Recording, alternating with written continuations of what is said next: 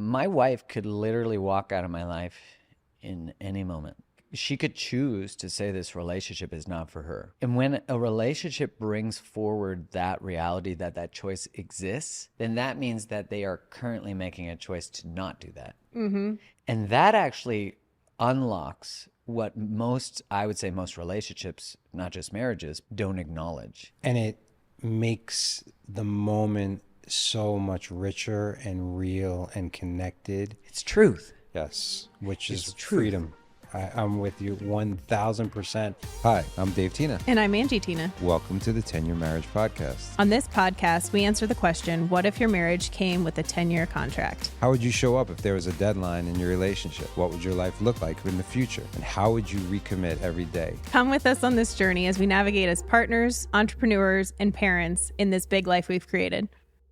We have two very special things today. One, it just so happens to be our 14-year anniversary, which started with me coming in from some blood work this morning and into the house and giving you a big long hug, and you're going, "Oh, babe, what's that for?"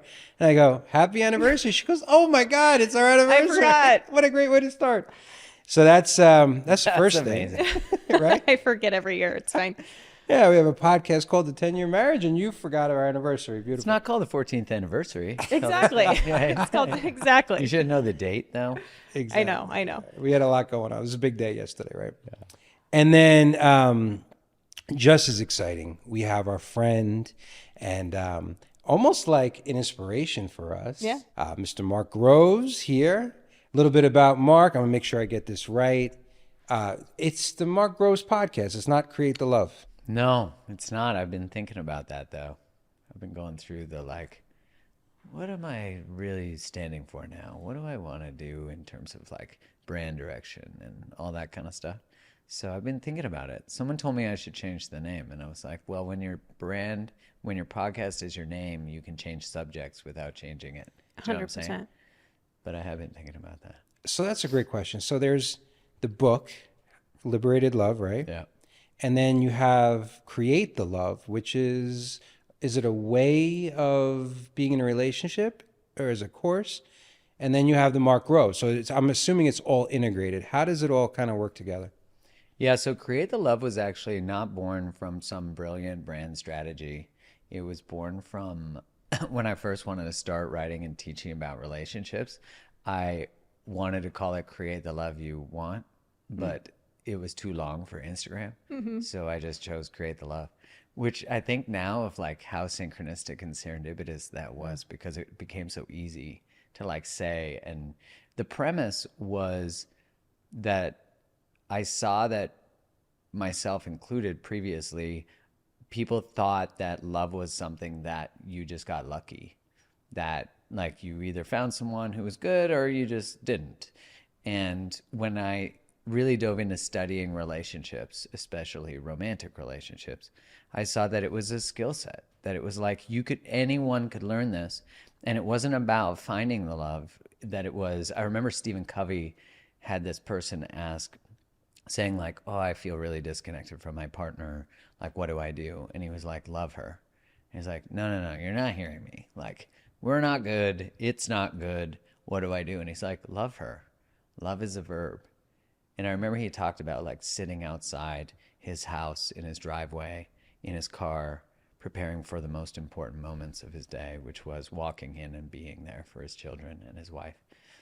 And that really made me just think about how we don't realize that we're waiting for something that is always actually waiting for us.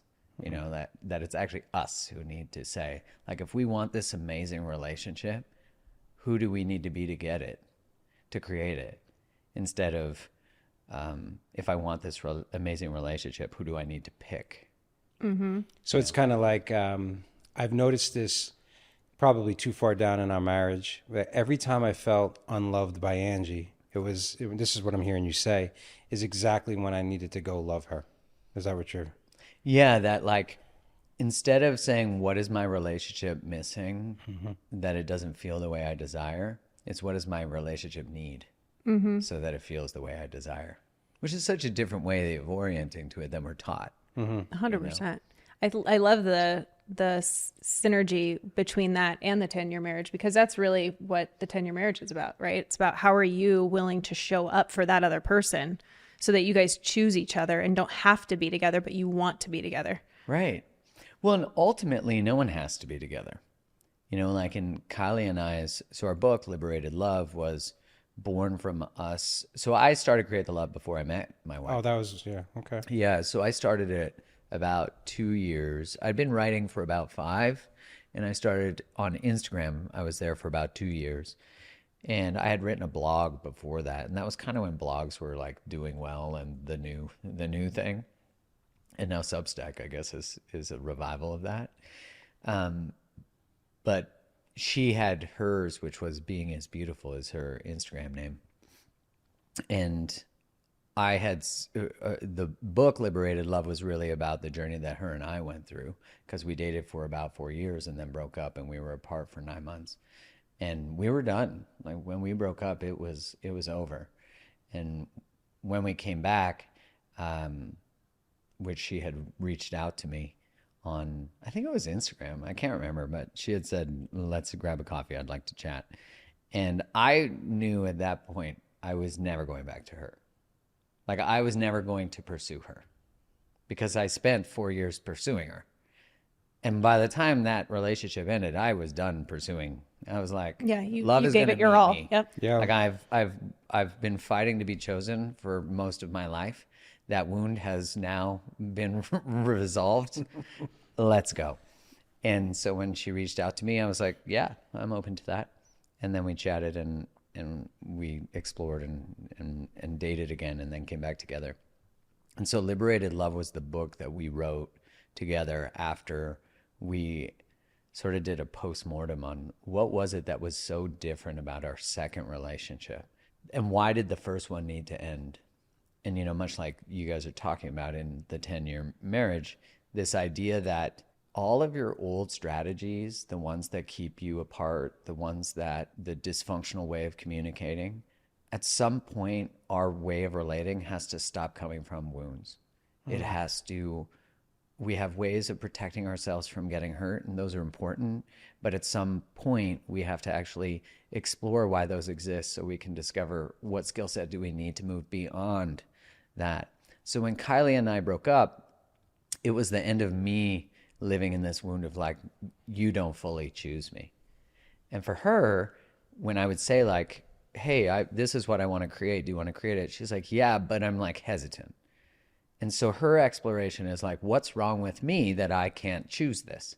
And so for her, when we broke up, the ending was like, what's right with her that she couldn't choose it?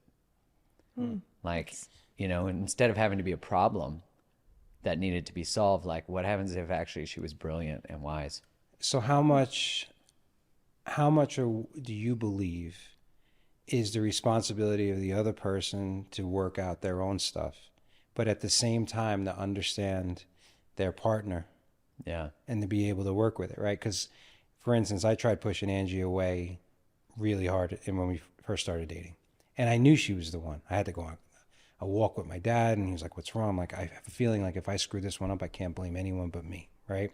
But I had all this trauma around, like this perceived trauma with my mother and all this stuff. I just kept pushing and testing her. And one night after a big blow up, she just called me out. She was like, I'm not leaving. I'm not going anywhere. Like, as a 23-year-old woman just figuring it out. And she left me speechless. So it's not her responsibility in my mind to be able to do it. But the fact that she was able to do it made her even more for me. And I don't know if that's a codependent thing, but for me, I'm like, I got to do the work myself as well. I'm responsible.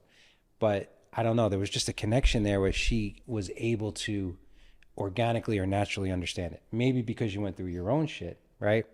But you get what I'm saying? Like, how much it was Kylie's responsibility with her own journey versus yours? Yeah, it's such a good question, because of course it's like, how much is my work to help heal your wound? Yes. Which what it sounds like Ange did in that moment is she saw inside you what you needed to hear. Like it sounds like the wound with your mother, that she was able to say like, I'm not going anywhere. Yeah. And when Kylie and I came back together, I said to her, I don't trust you. Like, you told me you chose me for 4 years and you didn't fully. And now you're coming back and telling me you choose me like that. I don't trust your words. And she said to me, I get it. I get it. It makes total sense. And for me, as someone who like second guessed myself, and Yeah. it was so wonderful to have the reality of that was very valid. And then she said to me, I'm not going anywhere. I choose you. So you needed to hear the See? same thing. And I was like, you know, Yeah. I did. I needed to hear it because all I had experienced before, a lot of what I had experienced before was I might go somewhere. You know? It wasn't that all in and that commitment. Yeah, and you know, I learned in that relationship 1.0 that Kylie was anywhere from like 92 to 99% certain, but she was never 100.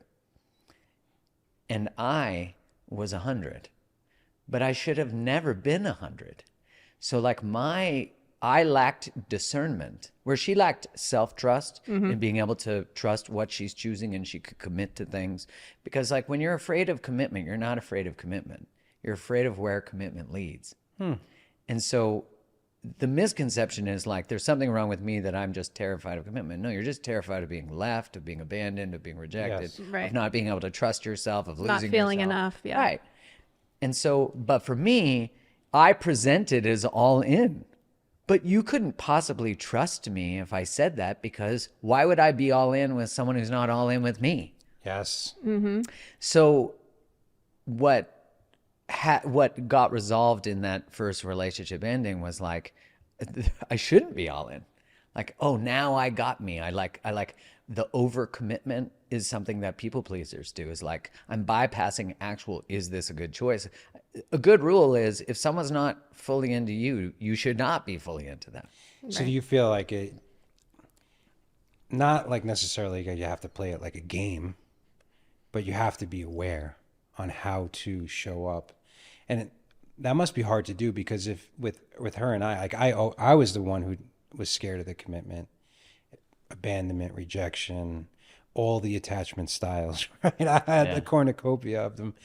And for me, I didn't realize I needed that escape hatch. She was all in, but yet she was so used to playing that game as well, right? And all the things, it was almost like the movie Hitch, like all the things I'd played in the past, like the little games, they didn't work with her. But, it didn't happen. Way to go. Way to go. Like, I mean, that's how he knew I was the one. But isn't that what you needed, right? Yeah. It's Yeah. like someone finally to love you enough to not tolerate your shit Yeah. And break the patterns, and right? call you forward Yeah. in such a loving way. so the second time, did you pull back? Is that, or was Yeah. you did? But it was interesting because at one point I was like, we made a like, hey, we're going to date for 3 months and then we'll revisit after 3 months. Like, what is meant to be the way we're supposed to relate to each other? Is it friends? Is it acquaintances? Is it strangers? Is it lovers? And about like, I don't even know, maybe it was like 2 months in, I remember just saying like, oh yeah, we're like in a relationship. Like, yeah, we're doing this. And she was like, no, we're not yet. Like, we made an agreement. And I remember having anxiety from that. Like, what do you mean you're not all in? Yeah. But it was actually like, oh, I'm so used to speeding things up to try to gain certainty. And she's so used to slowing it down to not so it doesn't go too fast, that both of us had to meet in this middle where we talk about it in the book. It's like right space, right pace. That like, if you're used to needing distance, can you come a little closer? If you're used to being too close, can you give a little distance? So together you're finding out like what is healthy relating. And to come back to your original, like the question you asked about like whose responsibility is the wound, and then Yeah. it's our responsibility to know our partner's wounds and our partners to know their own. And then as a relationship, how do we relate to each other to be able to heal these things? But it is still the individual's responsibility to take ownership for how they show up, not just with their own stuff. So if I'm someone who's prone to getting really defensive, which I'm sure that was a recovery opportunity for me, one of the ways that you can start to heal that is when someone says something to you and you're normally getting defensive, you like breathe into it and you say, which this is really, it's like eating your own shoe, is you say, I can see some truth in what you're saying. And by doing that, I'm ending up in a conversation I've never been in because I'm so used to like clapping back Yep. and putting it back on the other person or trying to defend, which you can just feel my self-worth is just fragile in the moment, that I'm now saying there's value in your contribution. I don't like it, but there's value in it. So yeah, I hope that answers that. Well, it's kind of disarming too, Yeah. right? Like, That's a huge tool. I mean, just that. I agree how it takes you in a whole different direction, right? Because I'm the defensive one in the relation. I saw the So look you he guys, gave you me. said it. so you guys give a little. I mean, you looked at I mean, me I like get defensive if he comments that there's too many onions in the dinner. Well, you know, we all have our own little ways, and Angie has a tendency to put up the vault, Yeah. right? It's like, it's almost like I picture like, whoom, whoom, like protected, right? And then if that vault's up, like I call it the shield, and then I come with this sword, not to hurt her, but I'm trying to like slash down this vault. And the more I try to hit it, the shield, the more it goes up. So I'll have to, instead of like breaking down the door, I'll have to pick the lock. And picking the lock is more like, hey babe, like I see you, I hear you, I feel you, like this, I understand where you're coming from.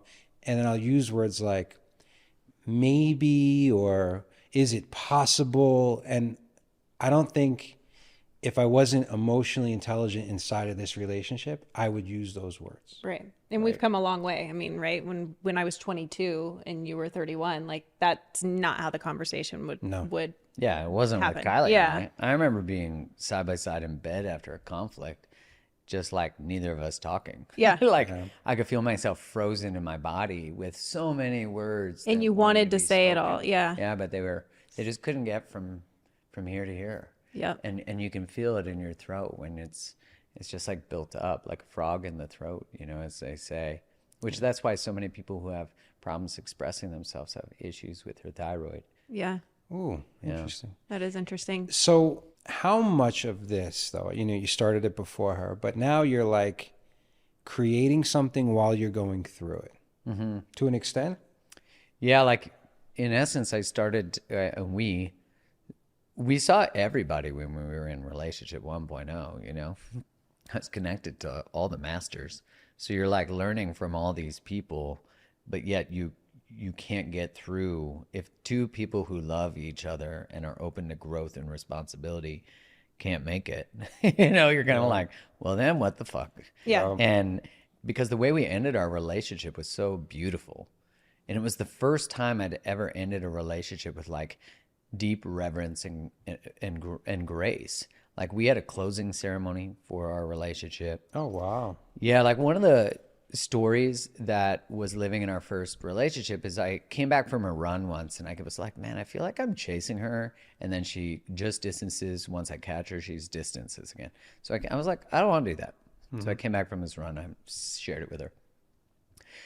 And she said, yeah, you know, I haven't told this to you, but I had this dream where I was in a burning house, and the burning house was our relationship, and I needed to leave. And so this has been like plaguing me.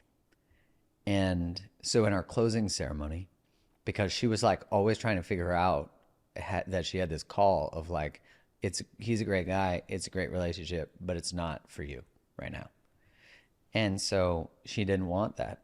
She was like, what's wrong with me that I want to leave a good man? Like I finally got the guy I manifested, blah, blah. In our closing ceremony, we actually bought a little birdhouse to represent the house, to honor it. And then we actually burned it. Wow. And we answered 3 prompts, which is interesting. I was sitting outside in the car waiting to go in to have the conversation with her. And I'd said, like, do you want to do like some sort of ceremony? We hadn't spoken really much since we broke up. It was about a month later. And we hadn't had like a proper sit down. And I don't know why I wanted to have a proper sit down. That's like, I was like, is this something crazy people do?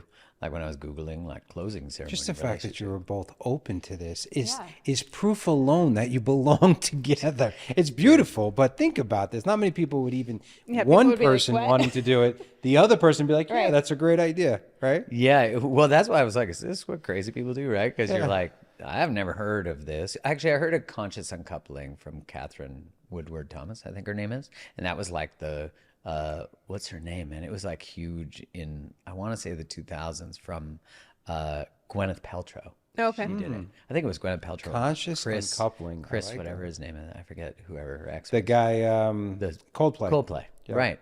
So I looked it up and there was like different versions. So I like put one together, sent it to her. I'm sitting outside in the car waiting to go in the house for it. We had like a plan for it. And I remember thinking like, I don't want to go in. And I was like, do I not want to go in because I genuinely just don't want to do this right now? Or do I not want to go in because I'm afraid? And like the guy who can do this doesn't exist yet. And it was number 2. So I was like, damn it. So I went in. And the guy who can do a closing ceremony only exists through doing a closing ceremony, right? Like the person who has the hard conversation only exists through having the hard conversation. You make the commitment, become the commitment. Exactly. And like it's almost like a future you is walking you down the path you need to walk down to get the skill set to become the future you. And when I went in that house, I was forever changed. You know, it was the most beautiful thing I've ever done. And it was the hardest. Like I get emotional thinking about it because like when we had to answer those prompts, one of them was like, what's your favorite memory? Oh, fuck, great. We're like relationships ending and here's our favorite It's memory. like a funeral. For Dude, it was so I hard. mean, that's the way I'm imagining this, totally. right? But beautiful in its It own was. It was. It was like the second prompt was, what are you most grateful for about the other person and why? And then the last one was, what did you hope for the other person? That was harder to access, obviously, which we shared. But it was through that process that I experienced for the first time in my life that love could exist when a relationship ended. Not just exist, but actually deepen. It was like cells in my body were changed because I had actually lived a deep sense of unconditional love, like true unconditional love, which I think really set the stage for the ability to come back. At the time, that wasn't what I was thinking. I was just like, I love this woman so deeply and I honor her path. Her path is not me. If her path's not me, she's not my path either. And so, you know, I was engaged when I was 27. And that was actually the birth of Create the Love. Was like, I went through that. I didn't know why. Okay. I got to engage when I didn't want to. I remember having the ending conversation. And like, in hindsight, I desperately wanted her, my ex-fiance, who was a great human being, is a great human being. I wanted her to just say, I get it. Like, you're free to go. And I wanted everyone I knew, which like, that makes me emotional because I like wanted everyone I knew to say, it's okay. Like, it's okay to leave. It's okay that this doesn't work. But that's not generally what I got. It doesn't mean some friends weren't like, we got you. So it's this completion of closure, of honoring on the way out. But let me ask you a question. Do you think the fact that you don't have that closure with your ex-fiance and the fact that you were able to go the entire route with the woman that you're with, do you think that, because if you and Kylie are so committed and it sounds heavy and deep and so much, and you're putting this 4-year relationship to bed and having a ceremony, right? And you're both committed to it. And to have that kind of like desire to go there almost to me shows, it's easy to look in hindsight, but it almost shows like that's Commitment one to of each the reasons. other. Yeah. What's that, sorry? The commitment to each other just initially. Like, It's like the proof that Yeah. you almost We're belong safe. together. Like, Yes. you're safe beyond what you ever thought safety could be, but then your relationship's ending, so it's a mind fuck. And that like full circle moment of my previous engagement was that I was able to say to Kylie, you're free to go. Like, I love you. so you were able to give her what you desired. Needed so badly. I was like finally on the other side of that conversation and able to see what I mean, we were young when that happened in my previous engagement, but it was like I was able to see through my own suffering on the other side of that. I was given the tool to be like, because I knew it wasn't about my fiance. It was about me. And it was like I was now able to be the one getting the rejection or experiencing it, the misalignment, and be like, oh, this isn't about me, which was so powerful to be able to depersonalize it, because I hadn't been, I took everything personally Yeah. when it came to rejection. And it was like also really interesting because, you know, people were very invested in our relationship perceptually, right? Because we're like publicly having a relationship. I teach relationships. My partner teaches relationships, teaches women. Were you doing your separate We things? taught a course together, actually. Gotcha. At the time we had, I think it was the second course I ever created. No, actually, maybe it was the second. But, you know, once we broke up, I was like, archive. Okay, that one's not going to be. I dove anymore. deeper. I'd created a breakup course. And so I relaunched that. And actually, it was really powerful because I walked through my breakup with people walking through their breakup.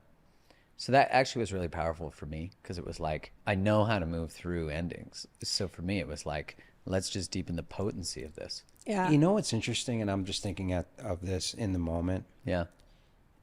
especially with, not to make it about us, but like, Make it about you. what if at the end of the 10 years, you actually do this ceremony? Could you do this now? I was actually thinking that, by the way.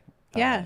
When I was talking about it, I was like, oh, that'd be really cool if in your 10-year, you actually did a closing ceremony for the previous 10 years as a way of Well, honoring what a sacred Because journey. you've done this in 100%. I know with my warrior men's group, we've had to like take something and like bury it and burn it, right? Well, even deeper than that, like part of the concept, which I find interesting, is like after that 10 years, are you deciding to renew consciously, or are you deciding to part ways in that way, right? And so having that ceremony around it and really honoring the last 10 years and who you used to be and now who you've become, regardless if you're going to renew that contract or let that contract and that relationship go, it's a beautiful ceremony, either, you know, going into the new versions of yourselves, Well, it's or almost like letting that be. It's almost like the thing we have to do for ourselves, we have to do for our relationship, Yeah. right? Like, It is a death, you know, like, isn't every day a death? Isn't every breath a death? You know, it's like, I used to work in pharma. And when I was in pharma, I'm still undoing the karmic path of my 14 years there. But when I worked there, at the end, I worked in oncology. And I sat in a room doing a preceptorship with an oncologist and a renal cancer doctor. And I remember him telling the husband and wife, the husband specifically, that his cancer was terminal. And I'd never been in a conversation like that. I'd never witnessed, especially it felt so weird for me to be like this guy standing over there watching this very personal, intimate moment, which that's probably another conversation of why was I even allowed. But what I witnessed in that moment was like someone coming to the confrontation of their ending. And then, you know, in the world of cancer, one of the common things spoken about is survivorship. Like the moment you find out everything is the end, everything that's important becomes very clear to you. Much like Ronnie Ware is a palliative care nurse, and she has a book called The 5 Regrets of the Dying. And there were 5 regrets that she saw that most people that came through palliative care had. And the majority of them are emotional and relational, which is not shocking. And so I think a lot of like what the premise of the 10-year marriage is so powerful, because it's like first acknowledging that there was always the possibility of an ending is something that everybody pretends isn't true. But yet my wife could literally walk out of my life in any moment. She could die, God forbid. I could die, God forbid. But it's like she could choose to say this relationship is not for her. And that would be her right to choose. And when a relationship brings forward that reality that choice exists, then that means that they are currently making a choice to not do that. And that actually unlocks what I would say most relationships, not just marriages, but most commitments don't acknowledge. And it makes the moment so much richer and real and connected. It's truth. Yes, which is It's truth. freedom. I'm with you 1000%. You know, when you said like leaving behind who you are and becoming, like we've been starting to play with, it's almost like, I don't want to get holy on this, but it's almost like Get holy. It's a rebirth. Hallelujah. Yeah. It is a rebirth though, Yeah, right? Like 100%. it's more of a revealing of yourself, getting closer to when you started out, you know, like even looking back on videos and pictures, and we play this game, like not only what we looked like and who we were, and but even who is at our wedding that's no longer in our life and who's not alive. Like it is this And this it's new giving game. permission too, right? Like even bringing in our daughters and having this morning, you know, they're having conflict with some of their friends, and showing them an example of being like, it's okay to not hold space for that person in that way, honor what was, but moving on from that. Like, I think this is showing and teaching this next generation too, like so much about connection and what relationship really means. Because when our parents were married, like, you know, it was till death to us part. And if it was divorce and we're separating, it was fairly negative and it was a big like thing. Who's taking what side? Exactly. You can't still talk.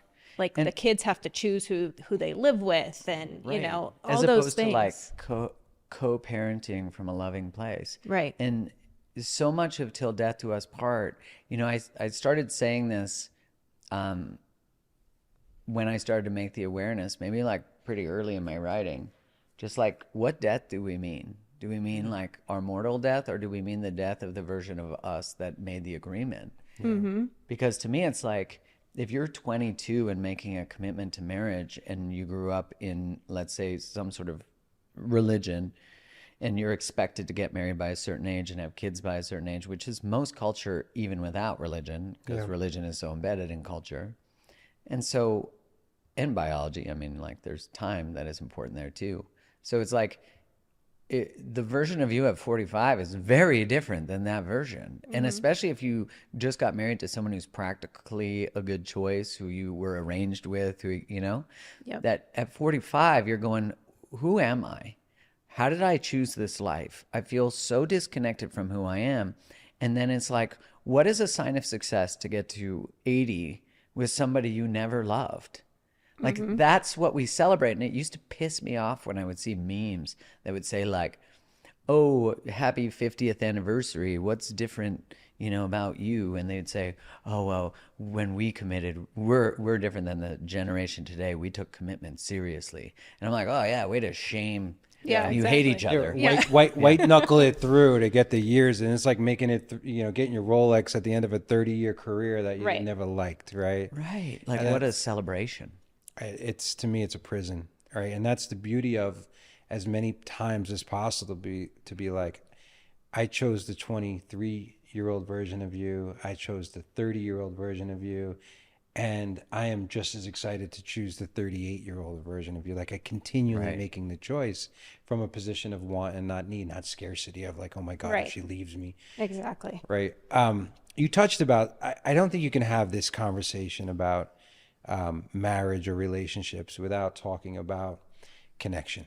Yeah. Right. So I was looking at a lot of the things that you're doing, and, you know, I'm obsessed with relationships, obsessed with it.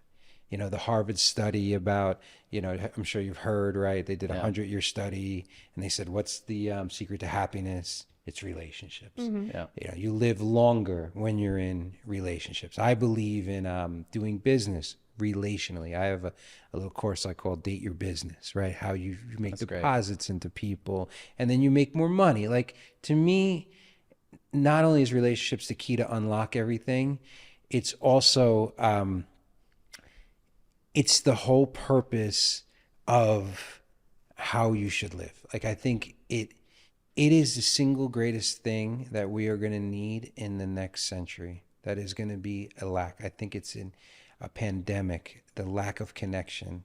And so when people ask me, I say the number one greatest currency moving forward is going to be the ability to connect relationally with another human being. And I think we're losing that a ton. So I was reading a lot what you're doing, and I was like, wow, you are kind of plugging that into everything, and, you know, businesses and relationships. And what's your take on that? Yeah, it's interesting in like the rise of AI and more technology. I mean, you don't have to look very far back to see that the insertion of social media, although obviously highly valuable in terms of like I'm on Instagram, I met my wife on Instagram, like, you know, there's a lot of benefits. And I started to do an exploration of like, why do I feel anxiety and resentment about Instagram? You don't have to look far to see the very detrimental impact on mental health of social media and smartphones. We're basically the last generation to know life before this, when you had to like dial up internet and do all the things, and then life before even that, where you had to pick up the phone and like you know. Social media as a mechanism for young people is really very dangerous. One, the way that kids learn behaviors is by copying the behaviors of other people. So it would take you months and years of multiple age group relating to learn what is good, what's okay, what's acceptable, what's not. But you could spend 3 hours scrolling on a phone and get lots of data of like, what are the behaviors that society is doing that I need to adopt to be part of society. Mm-hmm. So it's happening on like, Jonathan Haidt talks about it being like, you have a compliance programming machine, like just like going so fast in a way that we never have. And the other way we learn behavior is by copying people who are exceptional at stuff. But there's now like, and this is a concept from his book, The Anxious Generation, which is an essential read. But he says that there's now just people who are famous for being famous. No, So totally. you have these generations of people who are like copying a Kardashian, whose behavior is not necessarily actually going to be successful in any workplace. But if you want to get likes and followers, sure. Well, you could become president from famous from being famous. That's true. That actually, okay, so it works for something. But like, you know, No, how, but even then, that's how much it's infiltrated. Like I have it sitting on my shelf in there, and his other two books. Like we are dying on this hill. We have a 13-year-old daughter. She does not have a phone. it's great. I mean, there's now technologies, at least like the Light phone I love, Yeah. because it has no opportunity for a doom scroll. So you go on there, there's music, directions, podcasts, and calling and texting. Yeah. None of those are Which socially. we're not doing that good because they're still on their iPad on they're still scrolling. Yeah, they're still scrolling. And I agree with you. It's unfortunately, it's these downloads that they're constantly getting, right? And they're not even able to decipher if that's right or wrong. It's just being downloaded and downloaded and downloaded. For girls, the way that they handle conflict is socially. For boys, it's not quite the same. And that's just widely understood in the space. So what's the perfect weapon for that? Social media. And so it makes sense that we have a lot of anxiety if you add to that. So when I was exploring my relationship to Instagram, I'm like, why do I have these feelings? And I started to write out like, oh, I feel powerless. Why do I feel powerless? Because if I say the wrong thing, it can all be taken away. Nothing's ever enough. They always want more content. The algorithm's a mystery.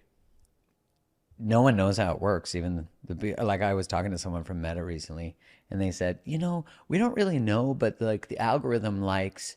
I was like, you don't know?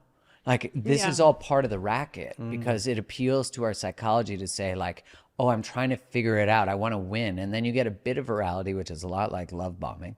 So you get like a little bit of virality, and then what happens is all of those things that I'm talking about actually perfectly mirror being in a relationship with a narcissist or an abuser.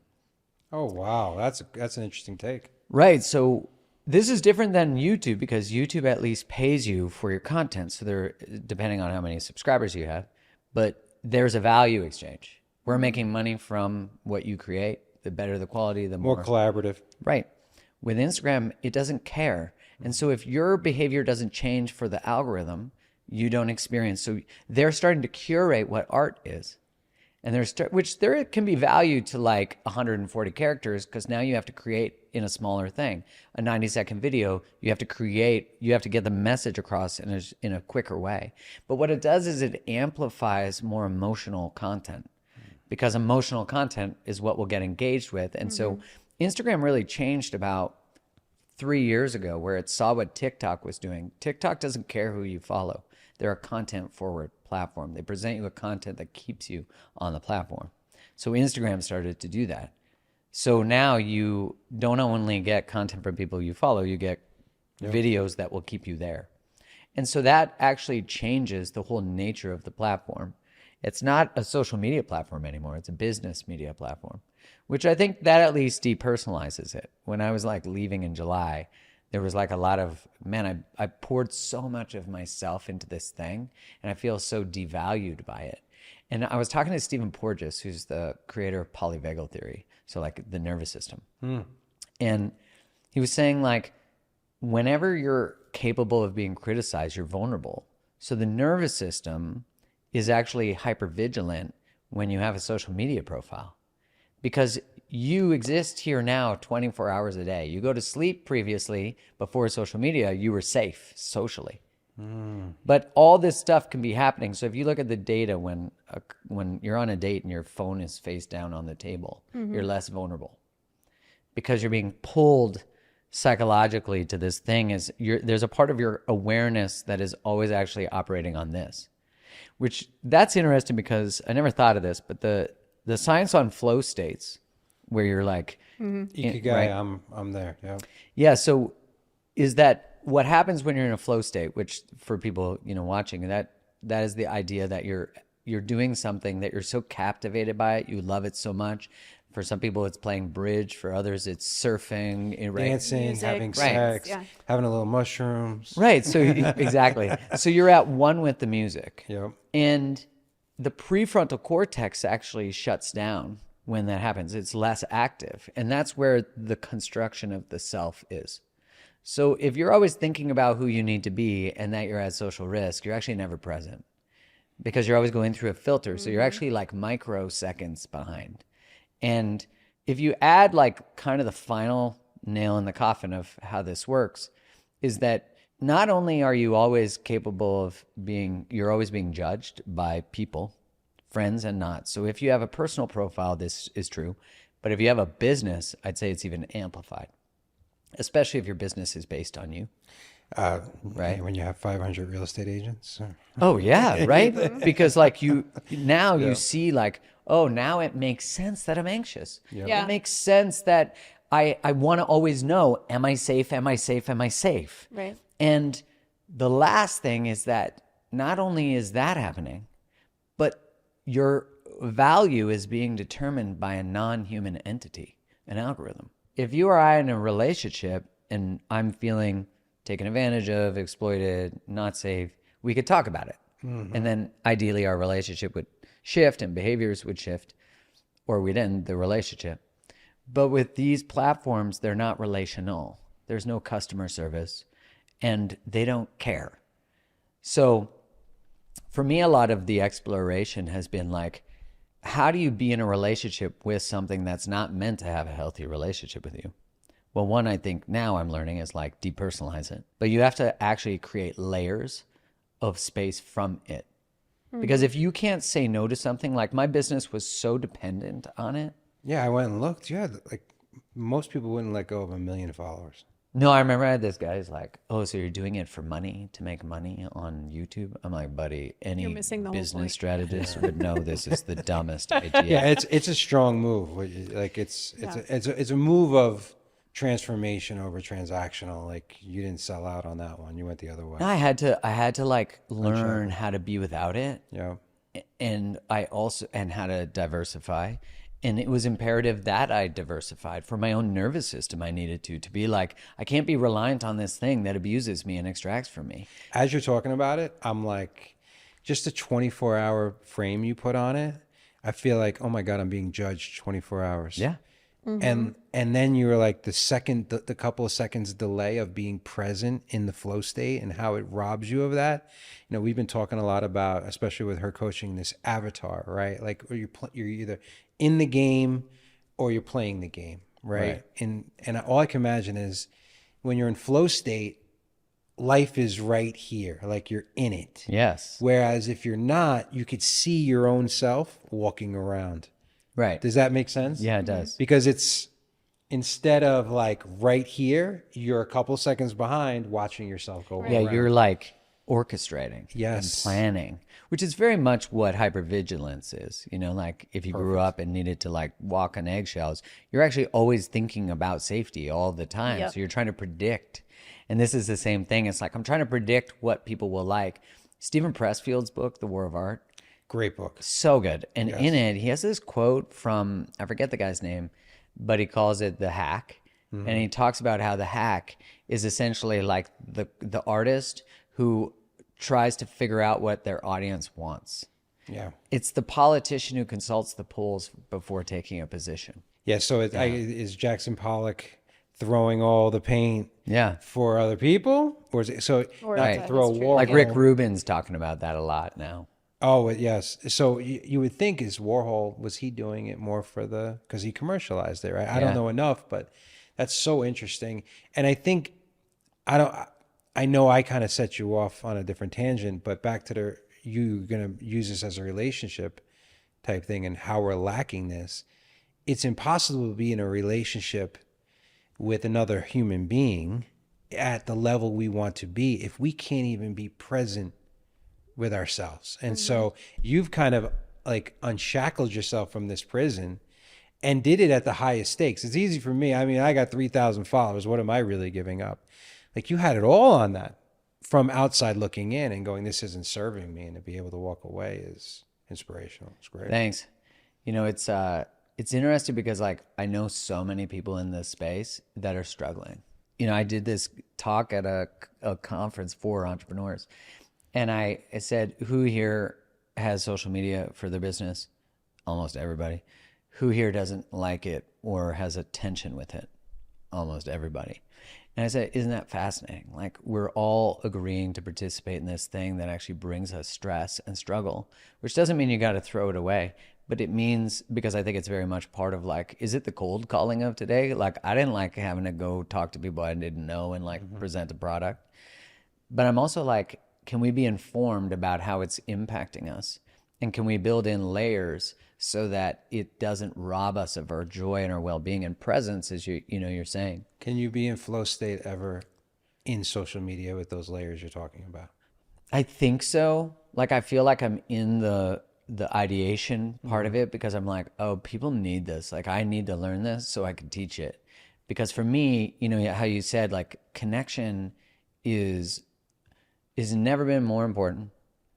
Especially because you think of like all of the conversations about politics or an ideology is like we are lacking the skills to be able to sit with someone who votes differently than us. Yeah. Because of all the things we think about who they must be because this entity appeals to them. And I always think to myself, like when I was younger, I grew up in like the Texas of Canada. And I was definitely more of like a liberal thinker. Yeah. But I made a lot of judgments about the more conservative thoughts.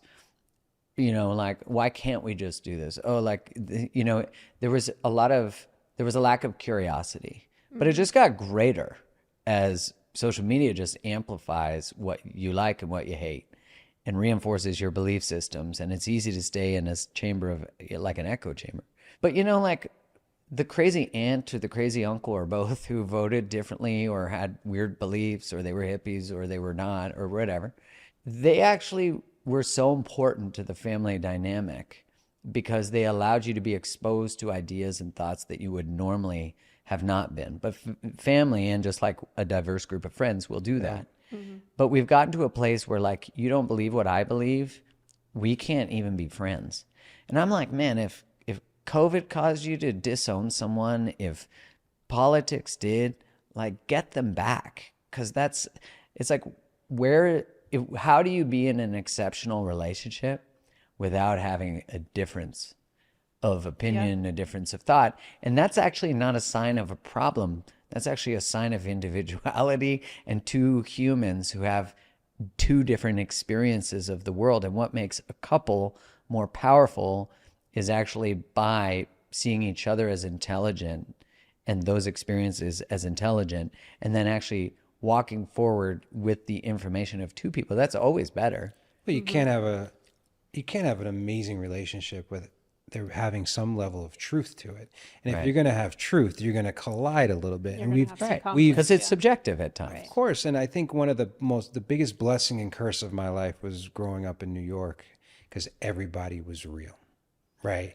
The joke of I do like that about New York. right, Right. we're kind, we're not nice, I like it like we're sometimes. ball breakers, Yeah. you know what I mean? But I didn't have that feeling when I was young. I felt like, even with race, like everyone felt like you were all together, like we're Yeah. on top of each other, like everyone's like, I mean, a lot of fist fights, but then you become the best friend. I mean, I sound like I'm 100 years old right now talking like that. But it was just different. Like even 30 years later in the West Coast, I'm still almost apologizing for my just commitment to talking in the truth. And the truth, we just had Halloween. I joke that the scariest mask or scariest thing you can give somebody or show somebody or outfit you can wear is an outfit of the truth. I People agree. just avoid it. And it's Such medicine, too. but it's a lonely path, and a lot of people aren't willing to go there with you. Right. Yeah. And I think it forces you, like you were saying, to be curious, right? Rather than like, why do you believe that? Like that's, or me judging you and saying that's ridiculous versus why do you believe that? I'm curious, tell me, and go into it like, oh, I never really, and I considered that Yeah, before. see where the actual conversation even can go Yes. instead of just dismiss it. So Well, and naturally. not moralizing it, because that's also a failure. It's like, oh, if you vote this way, you're good, and if you vote that way, you're bad. That's such a simple binary. Yes. And it's a trap.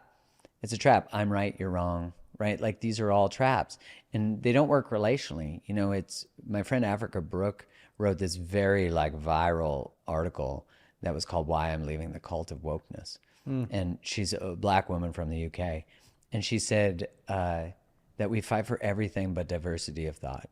Yeah. And I was like, is that so true? And I think in our own relationships, the skill set of being able to turn difference, like you being the same as me, is not attractive anyways, right? Like I forget who said it, but it's like, the first thing is I am not you. And after that, everything else will make sense. And I think about that a lot of like, it is actually the differentiation that I have with Kylie that makes us more powerful.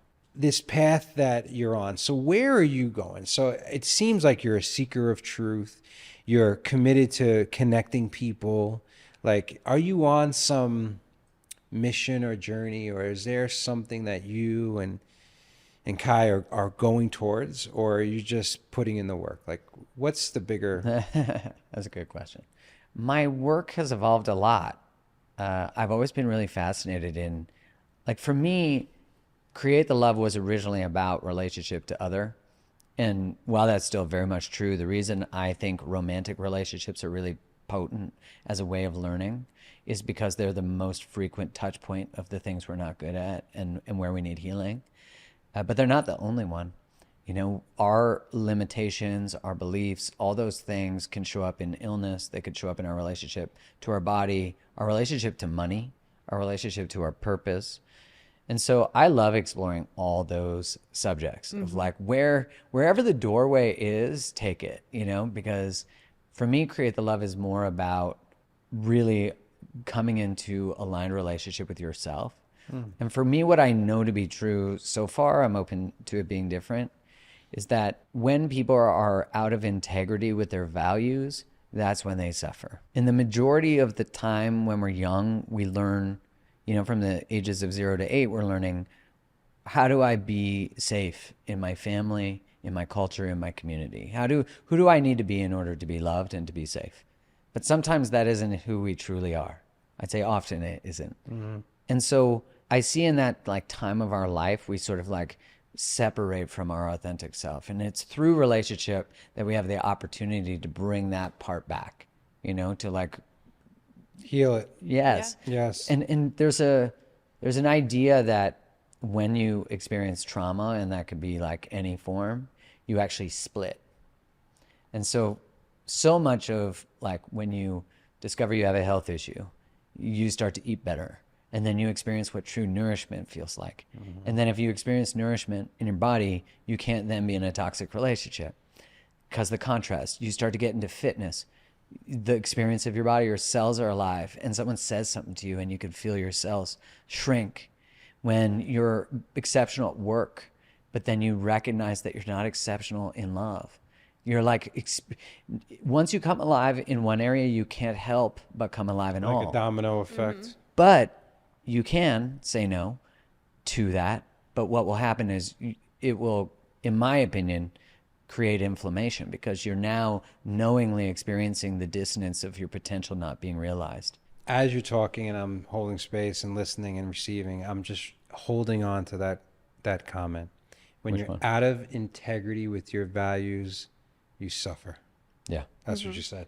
that's Yeah. it. Yeah. Super powerful. And then you went to explain it, like, and then it manifests out. Yeah. Which makes sense, because it means like when you're not in flow state, you're out of alignment, right? I think it's a beautiful way of looking at it. Yeah. And when you're not living your truth, right? Yes. And it actually is funny how it circles back to your closing ceremony and how you let that part of you guys die, because there's a part of you that I'm sure had to really look at the truth, the inner truth and the truth of your relationship, and really get like very clear on that before you could allow those doors to open, before you could walk through into a different relationship. Like that had to happen for you guys to really acknowledge, like, hey, this is how we're true to ourselves. This is how we're true to our relationship. We honor it. But now that's the only way. It's just like pain, right? They talk about pain. The best way is to just go right through and to get to the other side. And I think that it's beautiful how you can really take all of those concepts and have it go full circle that way. Do you know how enjoyable this is for me? You know how hard it is for like a man to connect to another man like this, and it to be considered masculine at the same time. Yeah. Like to be able to Yeah. go there. You know, I was telling you guys before we hit record that I was speaking at an all women's conference. Yeah. And like my humor is somewhat offside, sometimes quite. And and I don't filter, Yeah. you know? Why would you? That's not flow state. Yeah. And I think it's just such a powerful thing to be on a stage and not like, again, the flow, right? It's like I'm not thinking about how I need to perceive. Now, mind you, I've practiced, I've done it a lot. So there's the reps that are there that are the skill set. How to put thoughts and feelings into words, how to see myself on a stage and be in the experience and not, you know, and recognize when I experience anxiety on a stage, how do I manage it? But was the common thing that I heard, because I cried, I laughed, I did a lot of things. And the most common thing I heard from most of the people who came up to me was, it's so refreshing to see a man comfortable, emotional, and funny, and that like that's actually what we want. And I don't say that to say I'm in any way, because if Kai was here, she'd probably be like, he's not all he's cracked up to be some of the time. Because it's never about, like, I always present the imperfections, because that's Right. how we Yep. connect. And that's why my work has always been like, here's what I did, and here's how I fucked up, and here's what I learned. And that's how people can connect and relate to you. Yeah. Right, because it's like, I'm not a guy on a pedestal. It's like, yo, me and you, I get defensive. When we had a kid, I was like, I thought I was good at communication. And I was like, I guess I got a whole other level to unlock. New level, new Yeah. devil. Yeah, new levels, new devils. But I say it because I think for a lot of men, as you're saying, they don't know that emotionality is not correlated to masculinity. And no, I echo it back that it's such a privilege and an honor to have this conversation and to do it with a man who's like meets you there. Yeah.